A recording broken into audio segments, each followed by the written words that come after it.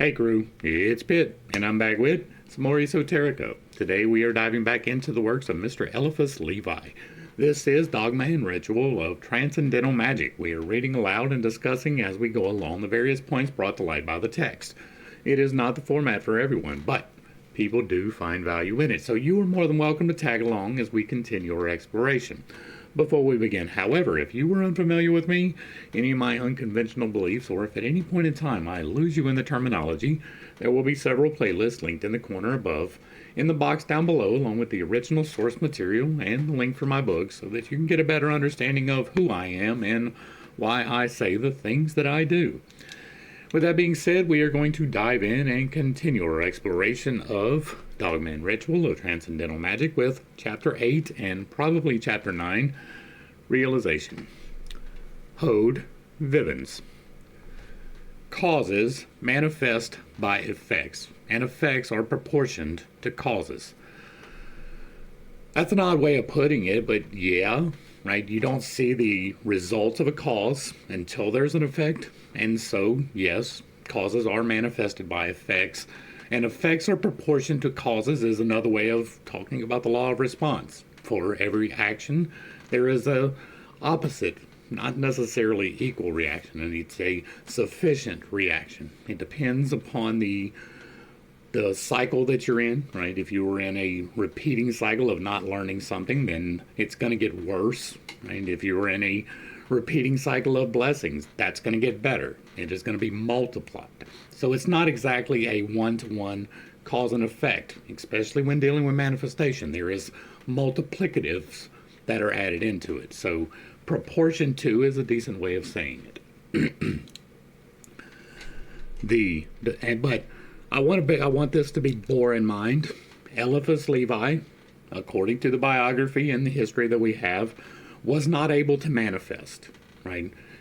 He didn't have joy in his life. There was no real love, right? That is from his biography. He was unsettled in his spirituality. He forsook all of this. And if he had been able to actually do the things that he was talking about, he probably wouldn't have turned his back upon him. And once you learn the truth, it is exceedingly difficult to turn your back upon it.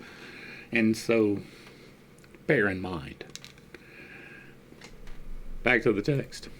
The divine word, the one word, the tetragram, has affirmed itself by tetratic creation. All right, so this is the explanation of the four, right? That's what tetratic means, basically, right? It is taking the four elements and combining them into. And so, kind of, again, yes, fire, air, water, and earth absolutely bear into existence, but those aren't four as much as it is three and one, right? The one is the fire, the agent of change. That one occurs from the spirit directly. It is the change in the spirit manifest. What comes from that is the air, the fire, and the water, right? The elements are combined into the air that we breathe. The elements are combined into the water that we drink. The elements are combined into the land that we walk upon. That is the action of fire. So technically, it is 1 and 3 making reality, right? 1, 3, 8 might be important somewhere. So tetratic creation,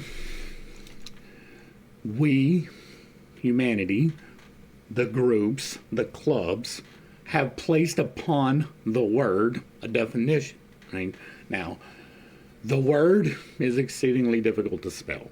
It is exceedingly difficult to enunciate. It is exceedingly difficult to understand. No one really can relay it to you. It is one of those things that you have to experience for yourself, much like finding the truth. Once you have the word, then you understand what they're talking about here, but they don't. He doesn't know, right? He is taking someone else's information and attempting to assimilate it into his own unsuccessfully. And so the clubs are close, but there's a reason why they are all still searching for the word.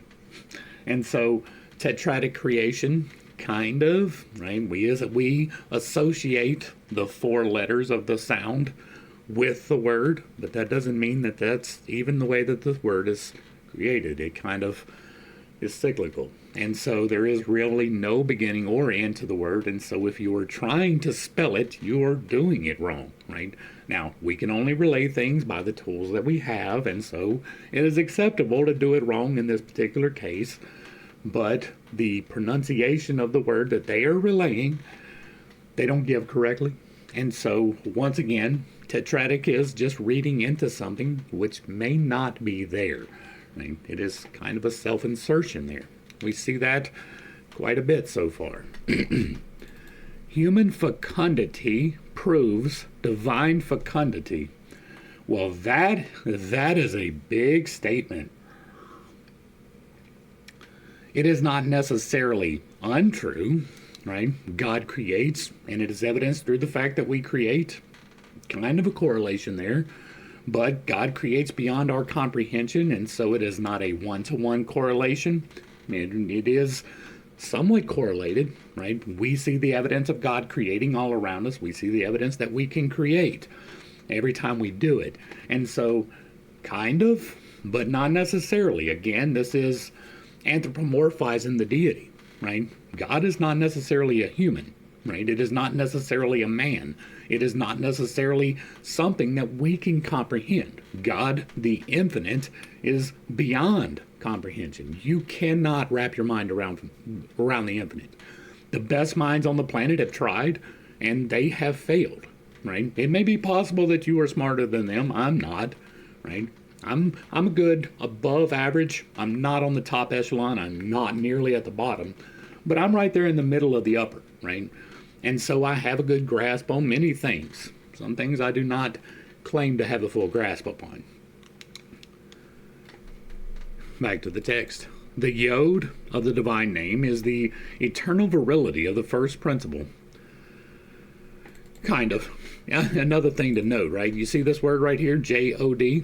It is exactly the same as H-O-D. You want to know why? Because when this word, H-O-D, was invented, this letter, J, did not exist, right? There was no J. It was pronounced H. You see that with Yahshua, or with a Y. It's either H or a Y. You see that with Yahshua, who we call Joshua. You see that with Yahshua, who we call Jesus. You see that with Jerusalem, which we call Jerusalem, right? For some reason, we have decided to add an extra letter to these sounds. I wonder if that comes into play somewhere else. Man understands that he was made in the image of God when he attains comprehension of God by increasing to infinity the idea which he forms of himself. Okay, go ahead, anthropomorphize God all you want. Is that not what this is? Right? Man understands that he was made in the image of God. That is an assumption. We assume that.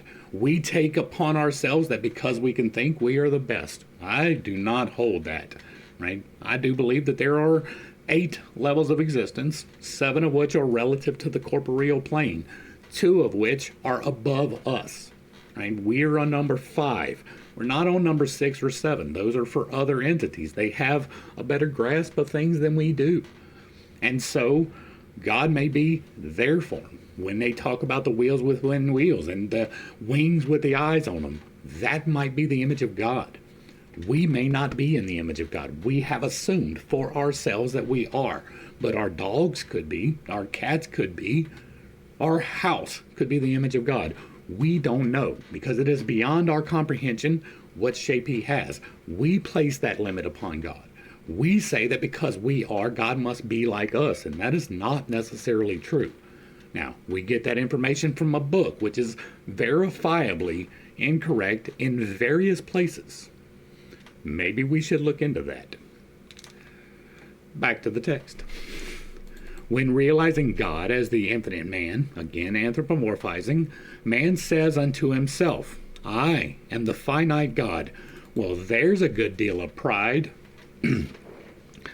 I tell you repeatedly, and I stand upon this so firmly that I cannot be shaken. You are not a God.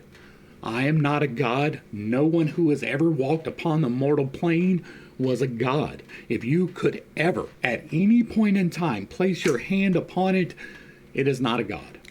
That goes for every single human who has ever walked upon the entirety of the earth. You are not a god. That is pride. Once again, God is beyond your comprehension. Are you an iteration of God? Yes, at least in my estimation. Right? I believe that we have our 5D navigational device because we are in the fifth plane of existence. Right? We got the 5D navigation device. We have a soul. And that soul, which navigates the 5D with this temple of God, this soul is the individualized piece of divinity that God has assigned to us. God assigned an individualized piece of divinity to my dogs, to the cat, to the deer, and the crocodiles. They all have an equal individualized spark of divinity. And so to say that anything is a direct representative of God is limiting God to the point where he is no longer God. Right? Now, God limited himself into the spirit in order that creation may be. And spirit is what allows that 5D navigation device to complete what you want it to do. Right? When you make a decision to wiggle your fingers, you don't do that. You make the decision, the spirit sends an electrical signal down to your hands, and then it wiggles your fingers for you.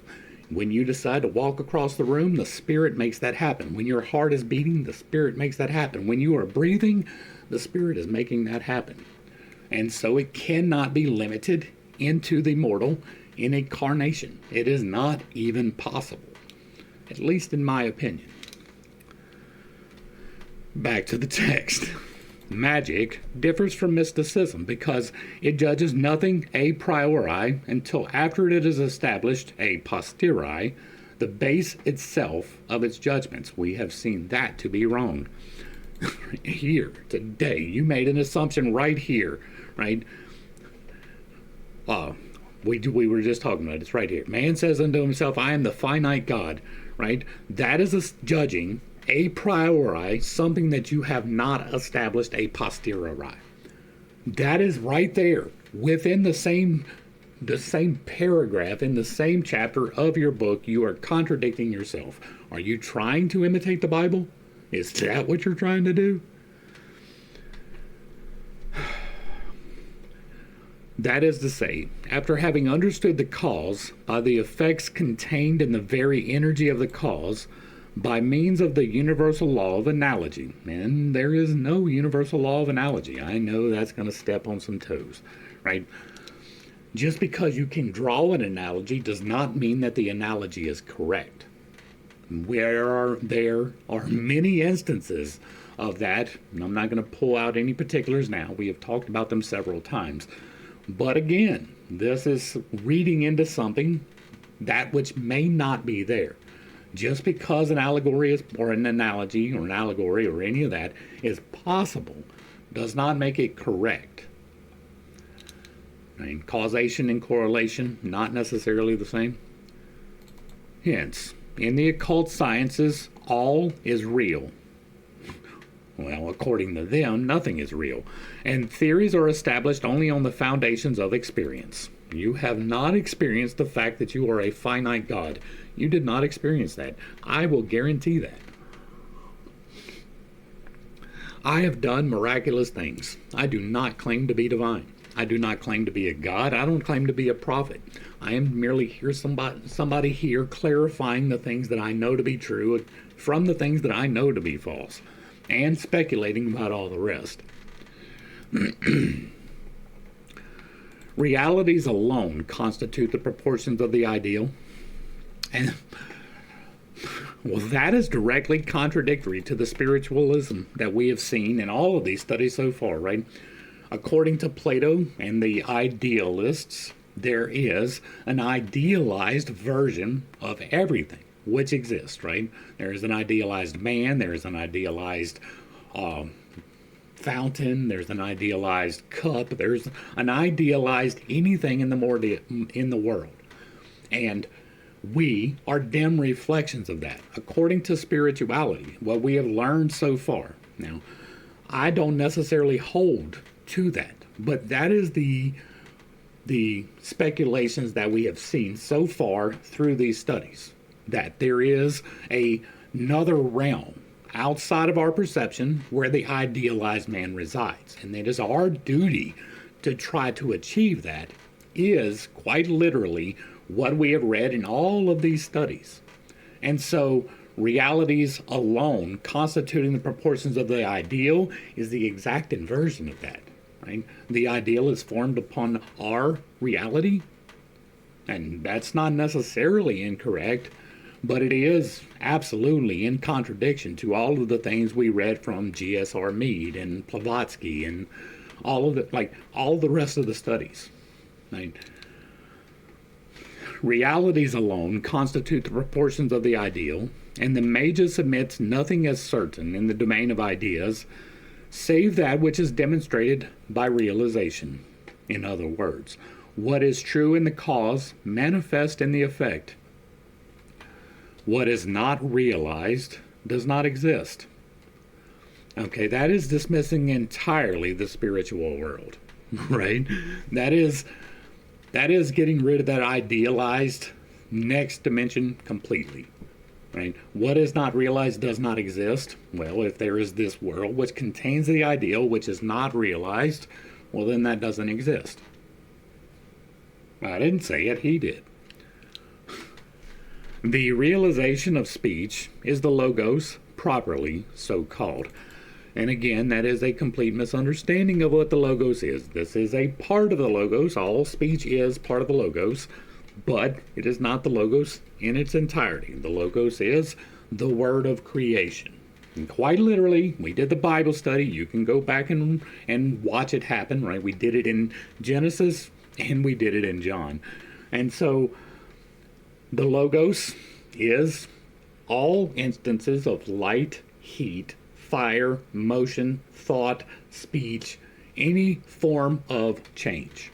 That is the logos. And so everywhere at all times the logos exists, but it is not at any point in time manifested into a singular point. Ever in the history of ever has the logos been anything mortal, anything corporeal, right? It is within us in the exact same way that God is, the exact same way that the Spirit is. It is with us. It is the part that sends the electrical charge to your fingers, right? It is the change happening. And so this is both kind of true and not true, right? It is only covering a part of the scope of the logos. A thought realizes itself in becoming speech. That again is partially true too, but you can absolutely create without speaking. You can write it down. That is, I guess it could technically be termed speech, but we think of speech as being talking, right, as opposed to writing the words out. You can have a thought and never express it, right? That's going to be a little hard to realize itself, but it can happen, right? I'm going to quit smoking. I said that to myself in my head. I didn't say it to anyone else. 6 years ago, just a couple of days ago, right? It was Father's Day 2019. I quit smoking. I didn't tell anybody for a couple of weeks. I did it as a Father's Day gift to my children. I didn't tell them about it until I was certain it was going to happen. That thought realized itself without ever being speech. Possibilities are endless, y'all. Endless. It realizes itself also by signs, sounds, and representations of signs. Okay, so that is not limiting it just to speech. That can be true. This is the first degree of realization. Now, that which you speak will become truth. And that is one of the things that is most certain. That which you repeat is more likely to become true, right? So if you say, I suck one time, that's nothing, right? If you say, I suck every day, you're going to suck, right? If you wake up every day and it's like, today's going to be a shitty day, you're going to have a shitty day every day. But if you wake up every single day and you're like, it's going to be a wonderful day, then no matter how much shit is thrown at you, none of it sticks. That is real, right? Speaking it aloud makes it become true. Talking about your goals helps you to realize your goals. Strengthening yourself by speaking aloud your thoughts and desires help create the reality in which those things exist. right? They're already out there. Your desires, they're already out there. There is already a timeline in which you have embraced the things that you want. It is only up to you to align yourself with that timeline. And part of that is speaking it aloud. So it absolutely is important, right? I don't mean downplay that, but it is not necessary. You can do that simply by force of will, without the vocalization. Vocalization is a tool. Tools have power if you put it there. Back to the text. Are we still on page 1? We may not get to the second chapter. Then, it is imprinted on the astral light by means of the signs of writing or speech. It influences other minds by reflection upon them. It is refracted by crossing the diaphane of other men. It assumes new forms and proportions. It is then translated into acts and modifies the world. All of that is true, right, if it is not necessarily in that order. This is the last degree of realization. Men who are born into a world modified by an idea bear away with them the impression thereof. It is thus that the Word is made flesh. Okay, so the Word was never made flesh. That was an idea that people bore away, even though it wasn't true.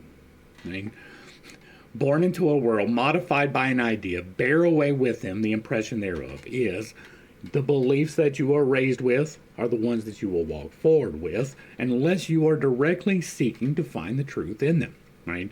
You believe many things that are not true. It doesn't matter who you are. I don't know what in particular they are, but there are things that you believe that are not true. There are things that I believe that are not true. I haven't discovered them yet, or I wouldn't still believe them. The ability to be able to modify your beliefs based upon evidence makes a big difference in manifestation. You can have your desire in mind. It may not be the one that is good for you. It may not pop in. Holding that idea that this is the way, this is the only way that this thing can possibly happen, is limiting. No one had to die for you to be forgiven from sin. Therefore, this whole need for the Word to be made flesh is wrong. The fact that they impress that so hard is deceptive. The Word can never be made flesh. The Word has no need to be made flesh. It resides in all flesh. Back to the text. The impression and of the disobedience of Adam, preserved in the astral light, could only be effaced by the stronger impression of the obedience of the Savior. And thus, the original sin and redemption of the world can be explained in a natural and magical sense. All right, so there's a lot here. One of these things is, in order for God, or in order for Adam to have been disobedient, God, by necessity, could not have foreseen that he was going to do the thing that he did, right? God, being omnipotent, put this tree in this garden with this man and said, don't eat of it. But he had no idea that that was going to be different. He had no idea whatsoever that the woman that he created was going to go and pick the fruit and give it to the man and that the man would eat it. He didn't know that. He was completely taken by surprise because, God can be completely taken by surprise.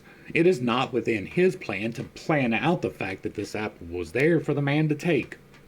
That's not a thing. And so, Adam was doing exactly what he was supposed to be doing. If you buy the story of Jesus, Judas was doing exactly what he was meant to do. Right? Jesus knew that according to the story. One who is here with me today, the one who I share my cup with, is going to betray me. He knew that, right? He sent him out to do it. Go and do. And if that's the case, then it's not a betrayal. It is a fulfillment of your purpose. It is literally what you were created for. And so, in light of that, the story of Adam is that he was meant to bite the apple. That's going to be a big one for some people, but if you've gone through the Bible, it's not that big of a step, right? God was completely flummoxed by the actions of the Israelites all the way through Exodus, all the way up to Kings. He was continuously surprised by the way that the people acted. He had no idea. What do you mean the Israelites are rebelling? How can they even do that? That's not even a possibility. Says the infinite God who created all of them. He had no idea. Come on, bruh. Come on, bruh. It don't even make sense. The astral light, or soul of the world, was the instrument of Adam's omnipotence. It became afterwards the instrument of his punishment, being corrupted and troubled by his sin, which intermingled an impure reflection with those primitive images which compose the book of universal science for his still virgin imagination. The astral light is a real thing, right? That is one of the things that is true, right? When you are doing meditation, you can be in a completely dark room, no light whatsoever. And if you are doing your meditative practices correctly, you will encounter the light. It will be overwhelming. It will be blinding to you in the darkness. That is all real, right? That is the astral light. That is part of the process. And so when it's talking about that, it is talking about a real thing. The astral light, depicted in ancient symbols by the serpent devouring its tail, represents alternately malice and prudence. Time and eternity, which are how tempter and redeemer. And this is saying that there is within the light both the good and the bad. And I tell you that all of the time. There are two sources of this light. One of them is white, one of them is black. You are meant to blend them, right? I tell you all of the time, like this is literally in the book too. Like there is a negative, grounding, absorptive black energy that resides on the lower end. And there is a white, penetrative, creative energy which resides at the top. And you can pull them through your stack, which is what I call your chakras. You can pull them through your stack and do manifestation with it. But in order for it to be effective, you can't go the Kundalini route, right? Kundalini only tells you to deal with one side of the issue. And if you are only dealing with the positive, you are not grounding, you are not allowing the flow to happen, and manifestation will not work. That is why so many people who practice Kundalini don't get the manifestation that they're looking for. It is because they are only using half of the equation. Now, that is not to say that there are not people out there teaching you correctly to use both halves of this. But if you are not using both halves, then you are not achieving anything. The source contains both positive and negative, masculine and feminine, tempter and redeemer, that one, right? Malice and prudence, that's not a really good way to contrast those two. Time and eternity are literally the same thing. And so, yeah, back to the text. For this light, being the vehicle of life, is an auxiliary alike of good and evil, and may be taken for the fiery form of Satan, the light bringer, or the one who brings illumination. As for the body of the Holy Ghost, it is the instrument of warfare in the angelic battles, and indifferently feeds the flames of hell and the lightnings of St. Michael. It is important to remember that there are no flames of hell.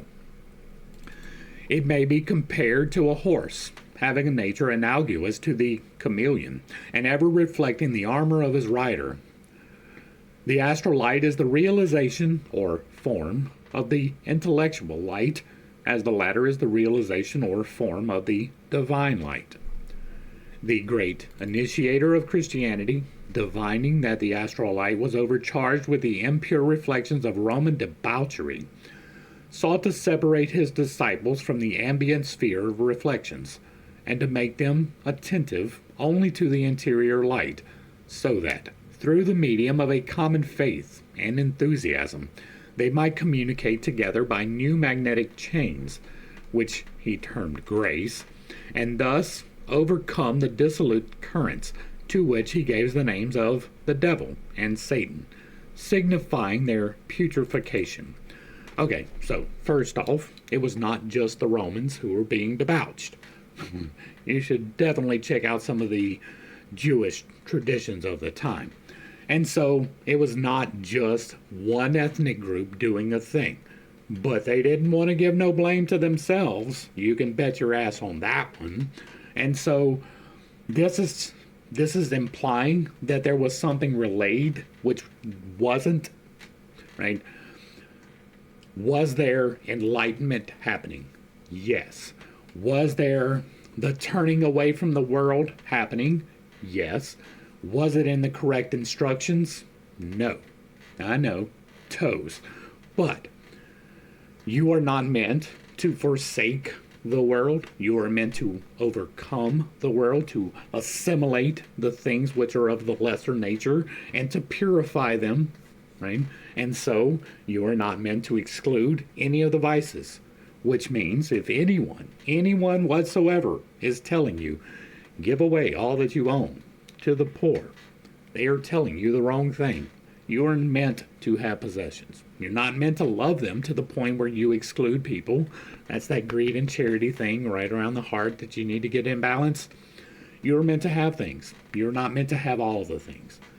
The same goes with lust, right? If anyone is telling you it is better to never have gotten married, they're telling you the wrong thing. It is better to share your soul with one person, not 5,000, right? Find the moderation, the balance therein. You are meant, created specifically to find your partner, create a life, and overcome the world together. That is one of the goals of this existence, right?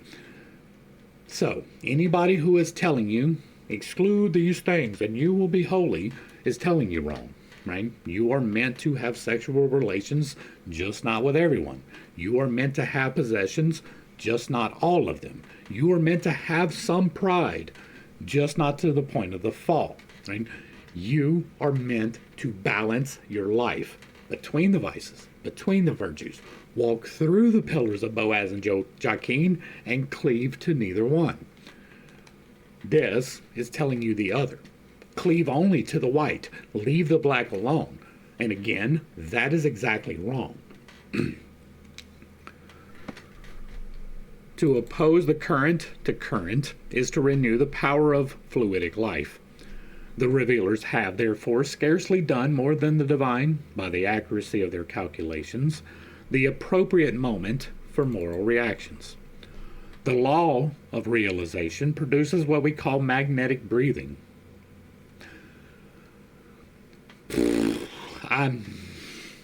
First off, there is no law of realization, right? Magnetic breathing, that is probably a thing, right? That is attracting the thing which you want through the meditative practices. And so that is true. I'm not entirely sure that it is the breathing itself which is doing the thing, right? It just gets you into the right state of mind. It gives you something to focus on so that you can remove yourself from yourself. And so I am not at all in alignment with this, right? Correct breathing is absolutely necessary to meditative practices, but it is not the law of realization or the breathing which brings about the results. And there are 8 laws of creation. That is not one of them. Places and objects become impregnated therewith, and this communicates to them an influence in conformity with our dominant desires, with those above all, which are confirmed and realized by acts. Now that is true, right? That is you acting, right? You're aligning your thoughts and taking the actions in the appropriate way. That is how manifestation happens. Nothing comes from nothing. There is always a source for everything. And if you are not investing your energy, there can be no returns. Well, investing your energy is not just thinking about it. It is not just praying about it. It is not just meditating upon it. It is not just moving the energy. You have to do things. If you want a healthier body, you can't just pray for it. You have to exercise. You have to eat right. You have to hydrate yourself. Right? If you want emotional stability, you can't just pray for it. You have to do the shadow work. You have to dig into all of the things that went wrong in your life and find out what the lessons were contained within it. You have to look at all the good things that happened in your life and find out what all the lessons that were contained within it. It is about the action that you are taking causing the manifestation to happen. Now, that is not a one-on-one. right? If you are manifesting material wealth and you are taking the appropriate steps, it's not going to be a one-on-one correlation that comes back to you. It is going to be according to the multiplicative factor. And so, once again, kind of right. As a fact, the universal agent, or latent astral light, ever seeks equilibrium. That is true. The balance. It fills the void and sucks up the plenitude. True. Which makes vice contagious, like certain physical maladies, and works powerfully in the proselytism of virtue. And again, it is about balance, right? You do, right? If you are born on a screw, right? That's a good way to visualize it. You can either walk up the screw towards the source, or you can walk down the screw away from the source. If you are walking up the screw, it's easier to continue walking up the screw. If you are walking down the screw, it is harder to turn around and go back up the screw. You have more effort that needs to be expended. That is the vice being contagious. You letting the vice take control of you are walking down the screw. Now, you may not be intentionally choosing that. As a matter of fact, you're probably not intentionally choosing that. But if you are not intentionally choosing to seek to align yourself with God, then you are by default walking down. You are walking in one direction or the other. And if you are not seeking the better, then the other is going to be, contagious. You will see somebody else doing this thing and it's like, that ain't that bad. But if you're walking, aligning yourself with God, you are automatically going to be like, whoa, no thank you, right? That is what this is. It makes vice contagious. You are already aligning yourself, not with the good, but with the bad, without even realizing it. If you are not intentionally choosing to walk up the spiral of choice, then you are unintentionally choosing to walk down it. Now, you may be intentionally choosing to walk down it as well. People do that all the time. People who deal drugs, for instance. Now, I don't do that anymore, but once upon a time, I was intentionally choosing to walk in the opposite direction. People do that as well. Back to the text. Hence, it is that cohabitation with apathetic beings is a torment. That is true. Hence it is that relics, whether of saints or great criminals, produce the extraordinary results of sudden conversion and perversion. Those tools have no power on their own. But if you believe that the finger bone of St. Peter is in the basilica, then you go in there with a predetermined outcome, right? And it is entirely possible that you manifest that outcome, regardless of the tool, right? The tool is there, it is merely the foci. It doesn't matter what tool you are using. None of the tools have power on their own. All of them require you to believe in it and to invest your will. So if you are going to idolize this finger bone of a prophet, you are investing your energy there. You are manifesting the results from that, and you are putting it on the wrong target. Right? No finger bone, no foot bone, no thigh bone, none of that is going to be able to do anything beneficial in your life at all. And worshiping the dead, that's kind of a problem, right? That is kind of a problem. And venerating the finger bone of this person because he might have once walked upon with someone else. Back to the text. Hence, it is that sexual love is often awakened by a breath or a touch, and this not only by means of the contact of the person himself, but of objects which he has unconsciously touched or magnetized. You can invest your energy into tools. It is exceedingly a bad idea to do so, right? You can, on a temporary basis, use foci to do things. I have these crystals that I use in meditation. I do not permanently attach any energy to them, and I make sure to close them out when I am done. If you are not doing that, you are investing your energy into something, and it may have effects that you do not know about, right? You, There is a great misunderstanding about these tools, right? People invest their energy into these tools and charge them with their energy, and then they lose them or bury them. Oh my God, burying them. Like, why would you do that? Why? It's never going to return what you want, ever. Not a single time. But whatever, do you, boo. Okay. You can absolutely imbue items with power. It is not the wisest thing to do. And if you do it, like I do, right? I do run energy through these crystals. Make sure you close them out. Make sure you take that energy back. Don't leave it. Don't leave it. Don't leave it. And don't bury it. Don't burn it. Like, here, I'm going to put my life force into this thing and burn it. I'm sure that'll have no negative effects whatsoever.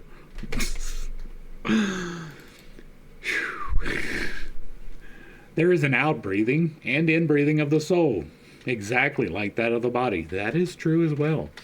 Positive and negative flexes. See my book.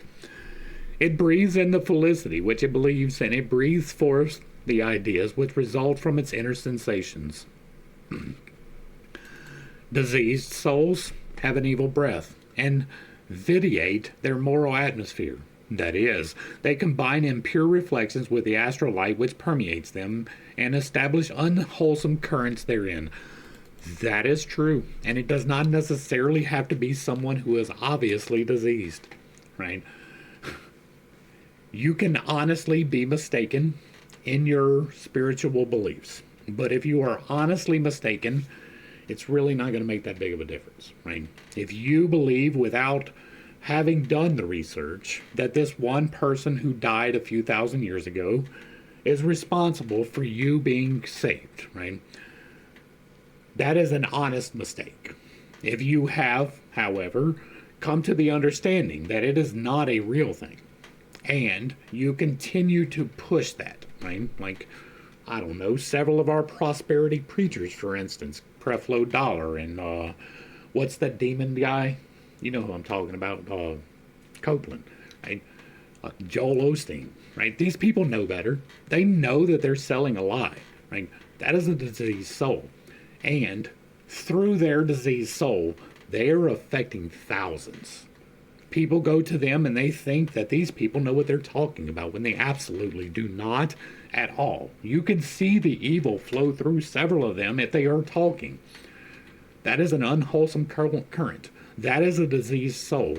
And their evil breath does combine with the astral light and permeate them. They have a negative aura. People who enter that aura become infected with it. That is all a real thing. Be careful.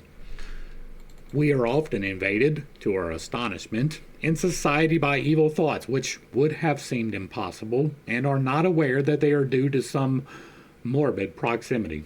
And that's another thing, right? You are shaped by the people that you hang around. You are shaped by the ideas that you surround yourself with, as well as the things that you speak into your life. So if you are a positive person and you are surrounded by 4 negative people, it will kill your positivity. If you are a negative person and you are surrounded by 4 positive people, it will kill your negativity. And if you surround yourself with people with like goals and you are oriented in the correct way, all of you, it will exponate, right? Add exponents to your ability to manifest. You are very literally the sum of what you surround yourself with. It is why I have removed myself from people who live in negativity, from people who put out a false sense of bravado, right? If everything's a fight, you're being negative. If everything's a struggle, you're being negative. And fight and a struggle are 2 different things, right? You are what you manifest into your life. You are your mindset. You are what you surround yourself with. And if you are surrounding yourself with idle, you will be idle, right? If all of your friends play video games, you're going to be playing video games all day. If all of your friends are just smoking weed and drinking, you're going to smoke weed and drink. But if you surround yourself without those habits, then you can bring something positive into your life. Now, that's not to say that there is not a time and a place for playing video games. I do it, right? It is about relaxation, not about escape. The exact same as the chemicals. Right? A lot of people will tell you, well, I don't drink and I don't smoke, but they will spend 14 hours on a video game. Right? That is an addiction too. You have to balance, right? And balance is not exclusion. There is a time to play a video game. There is a time to play baseball. There is a time to smoke a joint. There is a time to have a drink. It is not all the time. Right? Focus. Makes your life what it is. If you are surrounded by people who are always talking negatively, your life will be negative. There is no way around that. This secret is of high importance, for it leads to the opening of consciences, one of the most incontestable and terrible powers of magical art. One of the most incontestable and terrible powers of magical art.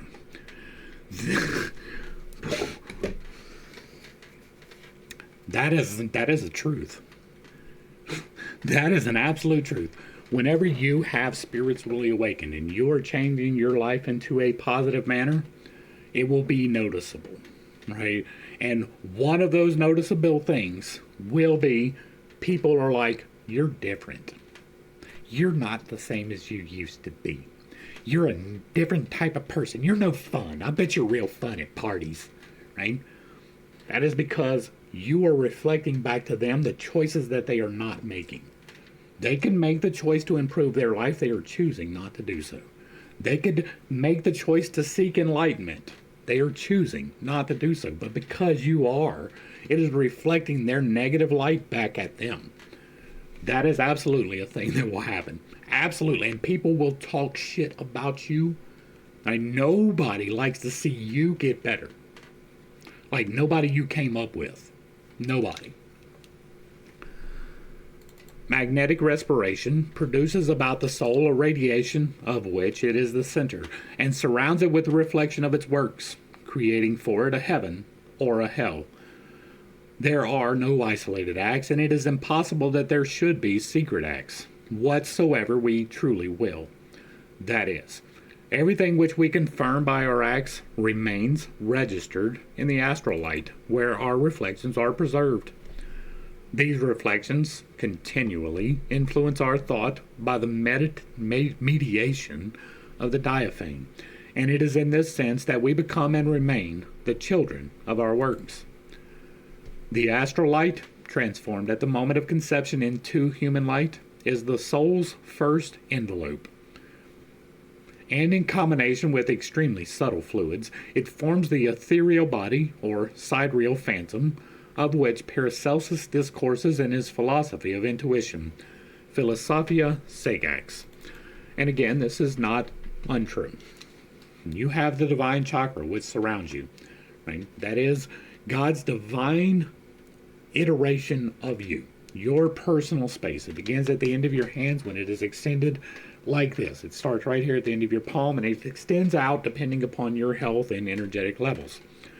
That divine aura creates your base aura, which then creates your sacral aura or chakra, and moving all the way up the stack. It is the divine aura or envelope which indeed creates the other seven. And so, yes, true. Now, the terminology is a little whatever, but it's definitely close enough. This sidereal body, setting itself free at death, attracts and for a long time preserves, through the sympathy of things homogeneous, the reflections of the past life. If drawn along a special current by a will which is powerfully sympathetic, it manifests naturally, for there is nothing more natural than prodigies. It is thus apparitions are produced. But we shall develop this point more fully in the chapter devoted to necromancy, which I will almost certainly shit upon. This fluidic body, subject, like the mass of the astral light, to two contrary movements, attracting on the left and repelling on the right, or reciprocally, between the two sexes, begets various impulses within us and contributes to solicitudes of conscience. It is frequently influenced by reflections of other minds, and thus are produced, on the one hand, temptations, and on the other, profound and unexpected graces. This is also the explanation of the traditional doctrine of two angels who strengthen and tempt us. The two forces of the astral light may be represented by a balance wherein are weighed our good intentions for the triumph of justice and the emancipation of our liberty. The astral body is not always of the same sex as the terrestrial. That is not true. Right? That is not true, and to the point of your soul is kind of androgynous. Right? Your physical incarnation is not, never has been. We are, quite literally, male or female, with very few exceptions to that. Your astral body, however, contains both the masculine and the feminine in equal proportions. It is manifested through you according to your gender, but your astral body is the divine, and the divine is sexless. And so, this is true, but it is also not true at the same time. The astral body is not always of the same sex as the terrestrial. That is, the proportions of the two forces, varying from right or left, frequently seem to gainsay the visible organization, producing these seeming vagaries of human passions, and explaining, without any sense morally justifying, the amorous peculiarities of Anacreon or Sappho.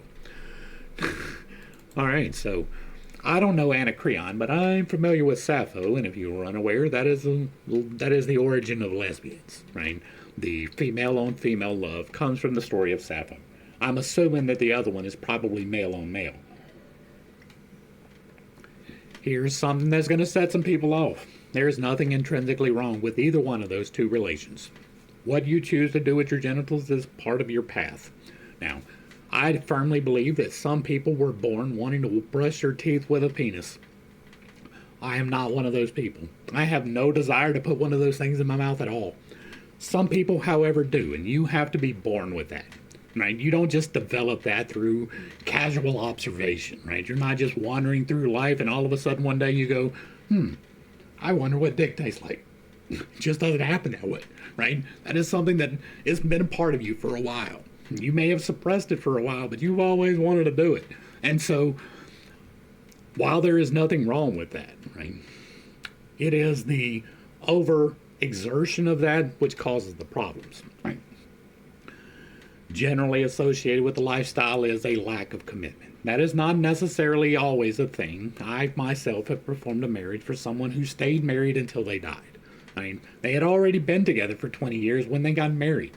And so, commitment is not necessarily intrinsically opposed, right? But the lifestyle associated with is kind of not monogamous. And that leads to problems, right? The overexertion of the feminine in a masculine man is going to lead to a whole different set of problems. That is your life choice. That is your life journey. Ain't got nothing to do with me. I don't care whose genitals you want to put in your mouth.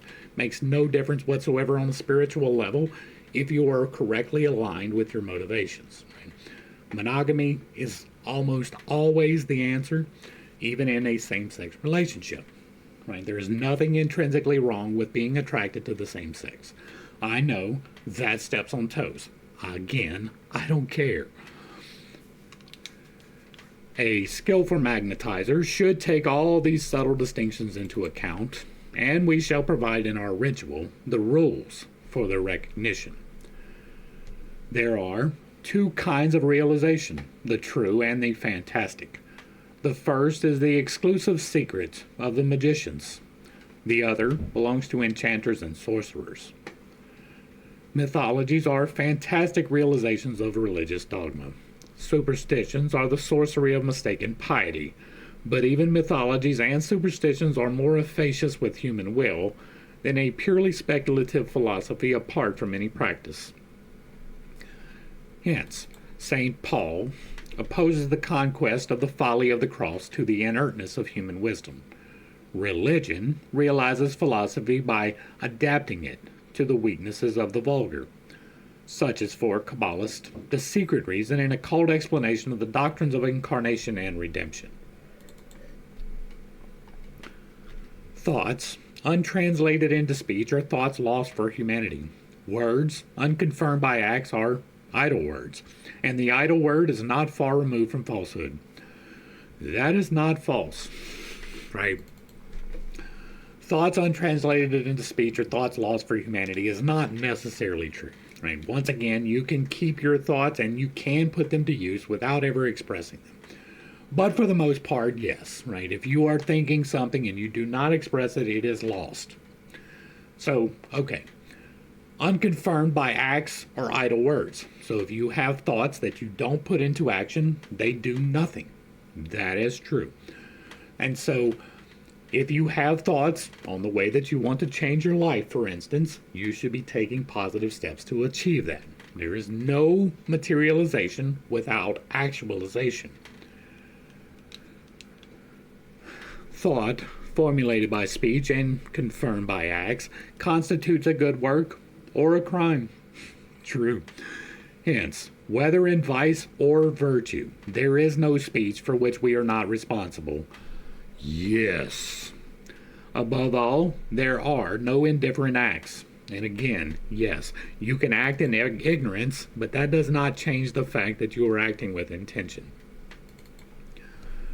Curses and blessings invariably produce their consequence, and every action, whatsoever its nature, whether inspired by love or hate, has effects analogous to its motive, its extent, and its direction. That is the law of returns. Right?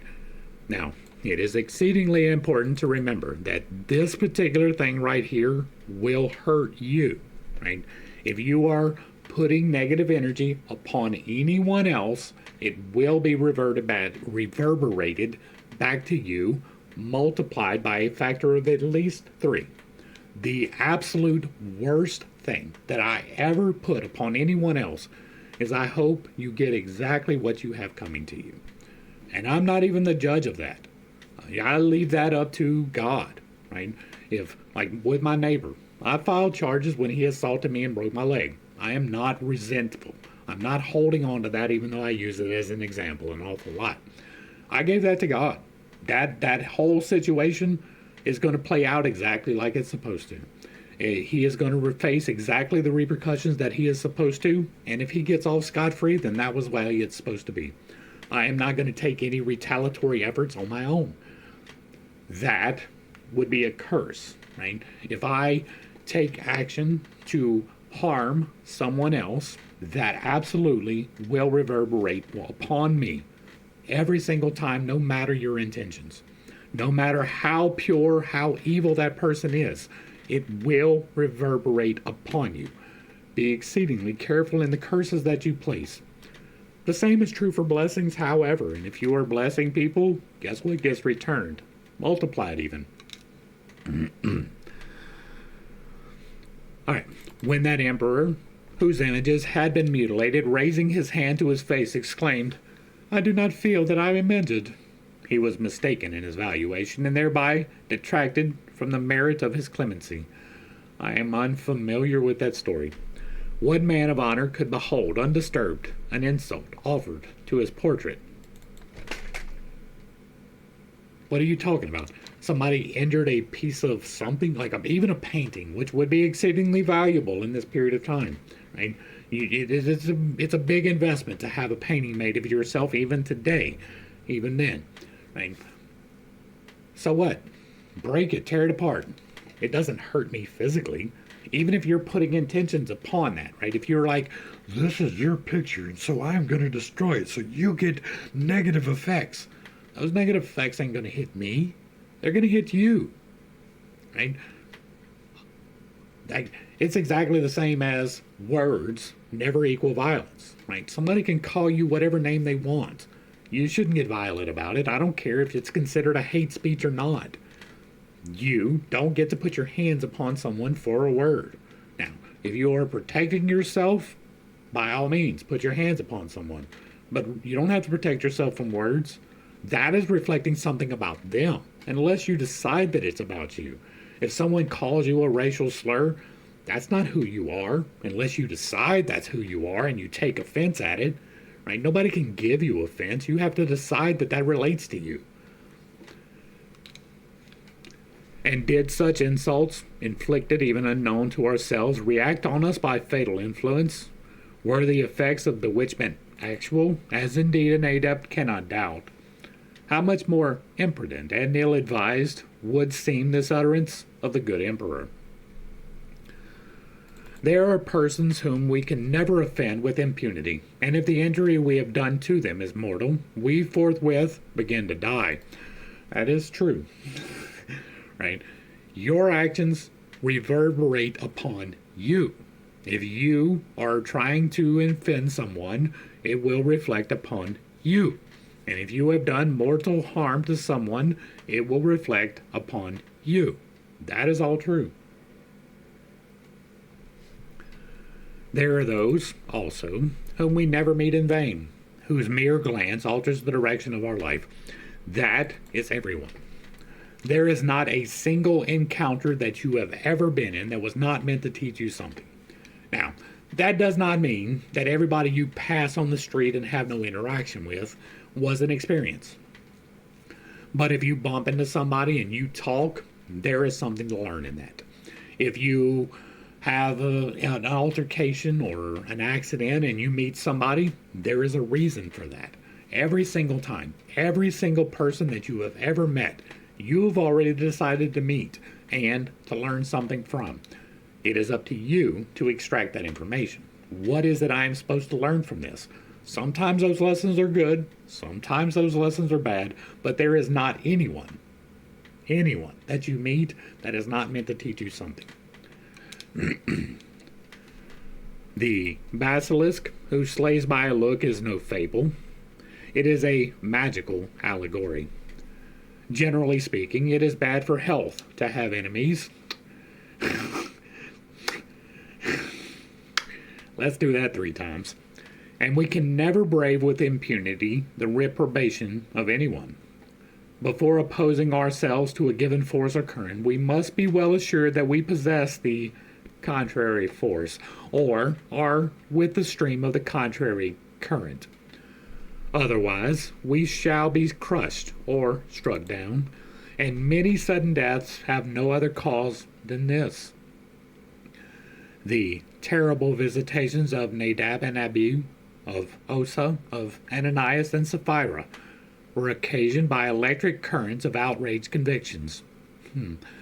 The sufferings of the Ursulines of London, and the nuns of Louviers, and of the convulsionaries of Janicism, were identical in principle and were explicable by the same occult natural laws. Had not urban grandeur been immolated, one of the 2 things would have occurred. Either the possessed nuns would have died in frightful convulsions, or the phenomena of diabolical frenzy would have so gained in strength and in influence, epidemically, that Grandier, notwithstanding his knowledge and his reason, would himself have become hallucinated, and to such a degree that he would have slandered himself like the unhappy Gaufrey, or would otherwise have perished suddenly, with all the appalling characteristics of poisoning or of divine vengeance. In the 18th century, the unfortunate poet Gilbert fell a victim to his audacity in braving the current of opinion and actual philosophical fanaticism which characterized his epoch. Guilty of philosophical treason, he died raving mad, possessed by the most incredible terrors, as if God himself had punished him for defending his cause out of season. As a fact, he perished by reason of a law of nature which he could know nothing. He set himself against an electric current, and was struck down as by lightning. Had Marat not been assassinated by Charlotte Corday, he would have been destroyed infallibly by a reaction of public opinion. It was the excoriation of the honest which afflicted him with leprosy, and he would have had to succumb thereto. I don't know any of these stories, so I'm not adding any context. The reprobation excited by the massacre of St. Bartholomew was the sole cause of the atrocious disease and death of Charles IX, while had not Henry IV been sustained by an immense popularity, which he owed to the projecting power or sympathetic force of his astral life, he would scarcely have outlived his conversion, but would have perished under the contempt of Protestants, combined with the suspicion and ill will of Catholics. Now, that was entirely speculative, right? If this thing would not have happened. That's speculation. Unpopularity may be a proof of integrity and courage, but never of policy or prudence. That is true. The wounds inflicted by opinions are mortal for statesmen. We may recall the premature and violent end of many illustrious persons whom it could be inexpedient to mention here. Disgraces in public opinion may often be great injustices, but nonetheless they are invariably occasions of ill success, and frequently of a death sentence. In return, acts of injustice done to one individual can and should, if they rest unrepaired, cause the loss of an entire nation or of a whole society. This is what is called the cry of blood. For at the bottom of every injustice is the germ of homicide. By reason of these terrible laws of solidarity, Christianity recommends so strongly the forgiveness of injuries and reconciliation.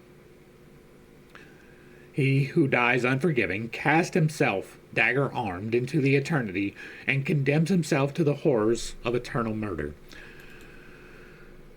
Eternal is a big word. You should absolutely forgive at every single opportunity. Resentment, anger, wrath, all those emotions that are negatively charged are poisons to your soul. Holding on to those poisons your soul, right? The longer you hold on to them, the more detrimental the effects. If you are holding on to anger or resentment for anything that has ever happened in your life, you will be feeling the reverberations thereof, even if you don't recognize it. It's one of the reasons why shadow work is so important before you begin manifestation.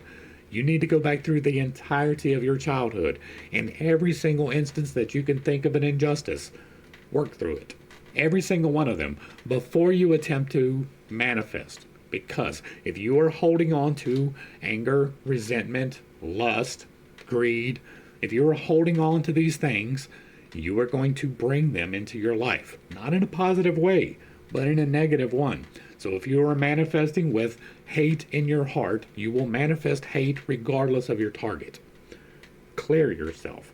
It is for your benefit, not theirs, that you give forgiveness. Yes, they can benefit from it, but the primary beneficiary of forgiveness is the forgiver. Back to the text. The efficacy of paternal or maternal blessings or curses is an invincible popular tradition and belief. As a fact, the closer the bonds which unite two persons, the more terrible are the consequences of hatred between them. Cheers to that. That is absolutely a truth. Do not hold on to anger or resentment. The brand of Aletheia, burning the blood of Meleager, is the mythological symbol of this terrible power. I'm going to have to work through my mythology. I don't know either one of those names. Let parents be ever on their guard, for no one can kindle hell in his own blood, and devote his own issue to misfortune, without being himself burnt and made wretched. The consequences of your actions will absolutely reverberate upon you, multiplied. To pardon is never a crime, but to curse is always a danger and an evil action. That is true. And we are long, right? We're going to go ahead and do 9. This is going to be a long video today. Hopefully you hang around. This one is only like 3 or 4 pages long, so we should get through it relatively quickly. Chapter 9, Initiation, Yesud and Bonum. The initiate is he who possesses the lamp of Trismegistus. We have done the works of Trismegistus, not in its entirety, but at least in part. The lamp of Trismegistus is reason, illuminated by science. I agree. The mantle of Apollonius is full and complete self-possession, which isolates the sage from blind tendencies, and the staff of the patriarchs is the help of the secret and everlasting forces of nature. All right, so this part I'm going to disagree with. The staff of the patriarchs is the help is wrong, right? When we did the Bible study, one of the things that we learned was that they was directing people in the wrong way. That would be the staff of the patriarchs, right? The Old Testament is the staff of the patriarchs, and the Old Testament is directly contradictory to itself, often within the same chapter, to the exclusion of truth. The staff of the patriarchs is the secret and everlasting forces of nature. The lamp of Trismegistus enlightens past, present, past, and future, lays bare the conscience of man, and manifests the inmost recesses of the female heart. The lamp burns with a triple flame, the mantle is thrice folded, and the staff is divided into 3 parts. The number 9 is that of divine reflections. It expresses the divine idea in all its abstract power, but it also signifies extravagance in belief, and hence superstition and idolatry. For this reason, Hermes has made it the number of initiation, because the initiate reigns over the superstition and by superstition. Reigns over superstition and by superstition, and alone can advance through the darkness leaning on his staff, enveloped in his mantle and lighted by his lamp. Okay, so, there was something right here, hold on. Oh, we're talking about the number, right? The number of initiation. Now, if you are unfamiliar, I have done a study on the tarot. And one of the things I discovered when I was doing the study on the tarot, right? I did like 3 videos on a path of enlightenment that is relayed by the tarot. One of the things that I noticed, there are 14 cards in every suit, right? Cups, wands, swords, and pentacles. If you take the Fool, which is the 0 card of the major arcana, and you add it to that, you can separate these things into different sections. The first 7 cards of all the suits, with the addition of the Fool, which makes 8, is a journey, right? The second 7 is also a journey. The first 7 of any suit is learning the basics of the suit. It is finding out that there is a choice to be made about the particular issue of the suit, whether that is emotional, whether that is physical, whatever it is, there is a choice to be made. That's the ace. The 2 is making that choice. 3 is learning about that choice. 4 is understanding what you learned. 5 is putting into action through challenges the things that you have learned. 6 is overcoming those challenges. 7 is reaching the harvest. And then begins the second cycle with a greater understanding of the previous concepts. And so, 8 is the awareness of a new choice, of a higher spiritual nature related to the cards. 9 is making that choice, right? And so, the number of initiation is making the choice to pursue the higher path in the journey. It is literally the number 9 in the tarot, and so this is not incorrect. 8, which was the chapter that we just went through, is about manifestation. He got that right even if he didn't realize it in the entirety of the chapter, right? 8 is the number of manifestation. The number is 1, 3, 8, but 8 is intrinsic to that. You have the 1, which is God, you have the Trinity, mind, body, and soul, and then you have your 7 internal and 1 external chakra, which equals 8, which is the mechanics of manifestation. And so, yes, this part is actually true. The initiate reigns over superstition, yes, and by superstition, yes. Alone can advance through the darkness being ignorance, leaning on his staff, which is the support, enveloped in his mantle, which is the comfort, and lighted by his lamp. Now, the staff, the mantle, and the lamp are part of the Trinity. The lamp, what's that going to realize? Well, that's the spirit. Life, light, love, change, growth, heat, all of that, that's the spirit. The actual physicality, well, that's going to be the body. You're leaning upon the staff. And the soul is going to be the comfort, the cloak that you put upon yourself. So it is talking about the Trinity here, again, even though it is not recognized. Reason has been given to all men. That is arguable. But all do not know how to make use of it. There's the argument. It is a science to be acquired. Liberty is offered to all, but not all can be free. And what did I tell you on this channel? This channel is open to everybody, but it is not for everybody. You can lead a horse to water, you can't make him drink. You can give a man knowledge, but you cannot make him think. Liberty is offered to all, but not all can be free. It is a right that must be earned. Force is for all, but all do not know how to rest upon it. It is a power that must be seized. We attain nothing without more than one effort. The destiny of man is that he should enrich himself with what he gains, and that he should afterwards have, like God, the glory and pleasure of dispensing it. And that is a wee bit prideful.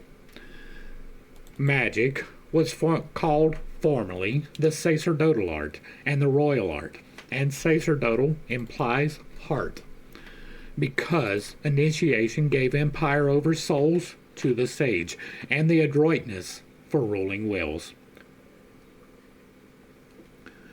Divination is also one of the privileges of the initiate. Now, divination is simply the knowledge of effects contained in causes and science applied to the facts of the universal dogma of analogy. Human acts are not alone written in the astral light. Their traces are left upon the face. They modify mien and carriage, and they change the tone of the voice. Thus, every man bears about him the history of his life, which is legible for the initiate. Now the future is ever the consequence of the past, and unexpected circumstances do not appreciably alter effects reasonably calculated. The destiny of each man can be therefore foretold him. The farther you look into the future, the less certain it is, because you have free will. And so if you are looking 40 years into the future, there is an invariable or an inestimable amount of choices that you could have made between there and then.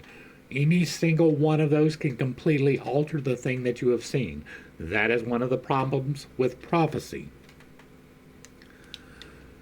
That is not to say that you cannot see at least a little bit forward. Some people have been able to do so through visualization. I believe that Edgar Cayce probably was able to do some things.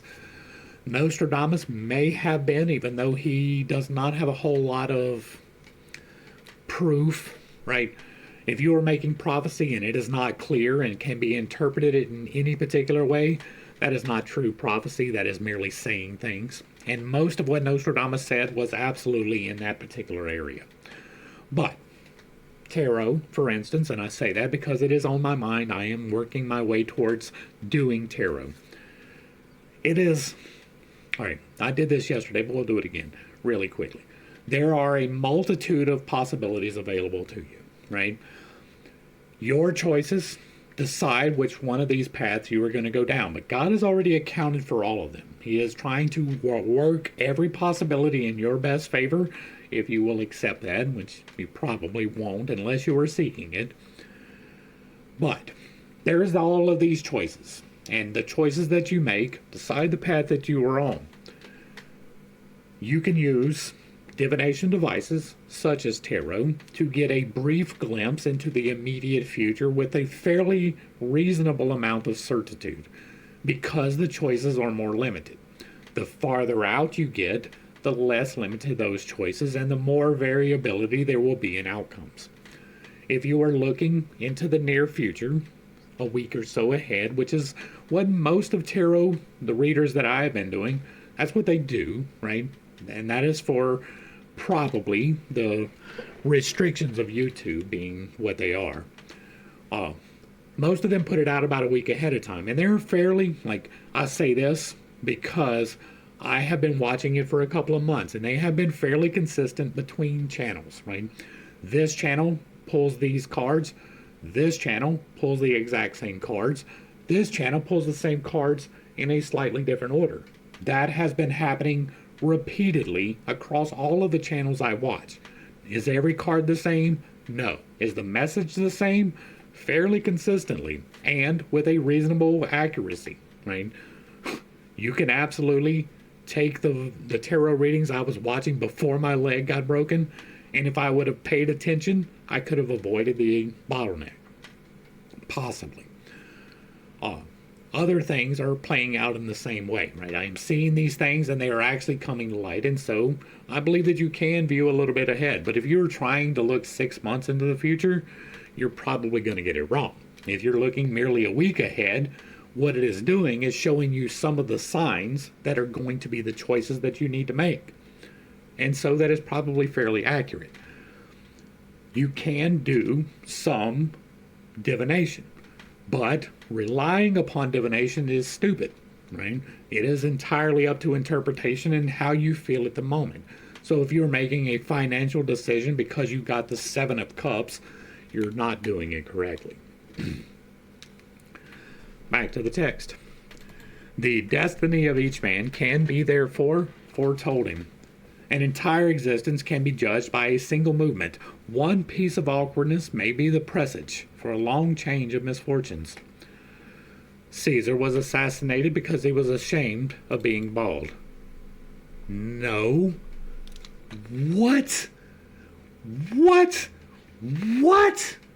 He was assassinated because he was taking power, and all of his associates was not happy with that. And so they came together and stabbed him to death in the Senate. That had absolutely nothing to do with him being bald. What? Correlation and causation. Come on. Napoleon ended his days at St. Helena because he admired the poems of Ossian. I don't know whether that is true or not, right? I don't know where he died or how that is related to Ossian, but Louis Philippe abdicated the throne as he did because he carried an umbrella. That is probably not true, too. These are paradoxes for the vulgar, who cannot grasp the occult relations of things, but they are causes for the adept who understands all and is surprised at nothing.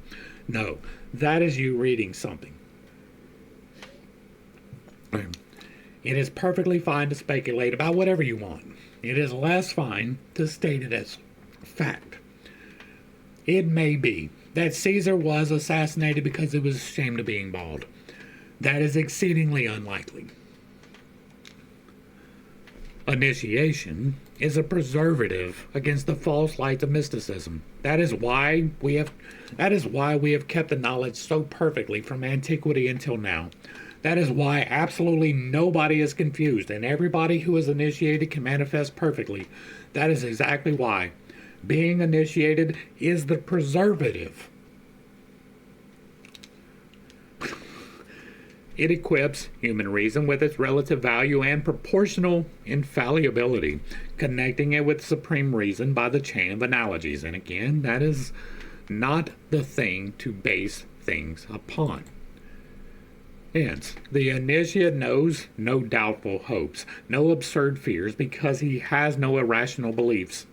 He is acquainted with the extent of his power, and he can dare without danger. For him, therefore, to dare is to be able. He then is a new interpretation of his attributes.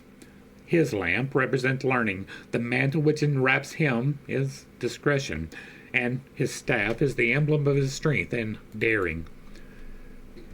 He knows. He dares and is silent. He knows the secrets of the future. He dares in the present, and he is silent on the past. He knows the failings of the human heart. He dares make use of them to achieve his work, and he is silent as to his purposes. He knows the principle of all symbolisms and all religions. He dares to practice or to abstain from them without hypocrisy and without impiety. I'm sorry, these hiccups are getting me. And he is silent upon the one dogma of supreme initiation. He knows the existence and nature of the great magical agent. He dares perform the acts and give utterance to the words, which make it subject to human will, and he is silent upon the mysteries of the great arcanum. That is why I'm so glad not to be restricted from initiation or by initiation. I can freely relate to you all of the things that have been revealed to me. So, you may often find him melancholy, never dejected or despairing, often poor, never abject or miserable. Alright, so melancholy.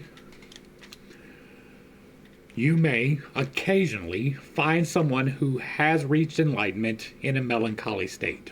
That will be exceedingly rare, if they are not restricted by the initiation, apparently, right?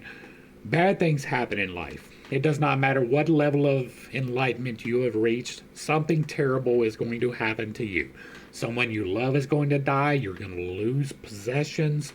There will be something that will happen in your life. And sometimes that will cause you to be melancholy, right? Not despairing, not dejected. True. But to say often melancholy is wrong. Emphatically 100%. If you are often melancholy, you are not enlightened. The two are incompatible, right? There can be temporary lapses, but for the most part, you, as an enlightened being, understand that all of the terrible things that happen, while they can be saddening, are not the end. They are not the goal. They are not for you to attach your emotions to permanently. Period. If you have reached enlightenment, while melancholy is absolutely still going to be part of your life, it will not be often. If it is often, you have not reached enlightenment. Period. The end. Exclamation point. The end. I cannot be more emphatic about that. Often melancholy implies victim mentality. Something else is to blame for the bad things in your life. Fuck that. Persecuted often, never disheartened or conquered. And this is not often, often poor, yes, but that is because of misunderstandings. Never abject or miserable. Yes, that is going to be against melancholy often. Persecuted often, never disheartened or conquered. That is going to be against often melancholy. Directly contradictory in the same paragraph, in the same damn sentence. He remembers the bereavement and murder of Orpheus, the exile and lonely death of Moses. Moses removed himself, he was not exiled. The martyrdom of the prophets, the tortures of Apollonius, the cross of the Savior. He knows the desolation in which Agrippa died, whose memory is even now slandered. He knows what labors overcame the great Paracelsus, and all that Raymond Lully was condemned to undergo, that he might finish by a violent death. He remembers Swedenborg simulating madness and even losing reason in order to excuse his science. St. Martin and his hidden life, Caligstrio, who perished forsaken in the cells of the Inquisition, Cazot, who ascended the scaffold. Inheritor of so many victims, he does not dare the less, but he understands better the necessity for silence. Let us follow his example, let us learn diligently. When we know, let us have courage, and let us be silent. And that's going to bring us to the end of these two chapters. Hopefully I brought a little bit of enlightenment and not too much confusion to a somewhat difficult series of topics. I understand I hold some unconventional beliefs, and I have a tendency to step on toes when I relay those. It is not intentional, but it is not something I apologize for. I don't have a whole lot to add right here. We have spent a lot of time. We have already talked for an exceedingly long time on some things that hopefully I have clarified, right? That is the point of this. If anything is confusing, you know what to do. If you like what I'm doing over here, let me know down below. Give me a like, a share, a follow, throw me a comment. If you agree or disagree with anything that was said, put it in the box down below. And if it remains respectful, it gets to remain up. If there is another work you would like to see me discuss in the manner that we are doing here, drop that in the box as well. And if you really like what I'm doing over here, hit me with that super thanks. Consider joining for a membership or picking up a copy of my book. To the crew, Thanks for hanging out. I appreciate every single minute that you are here with me, and I am praying for you every single day. Until next time, I love you. God loves you. You are perfect, whole, and complete, just the way that you are. And this has been Pit Steak. Peace.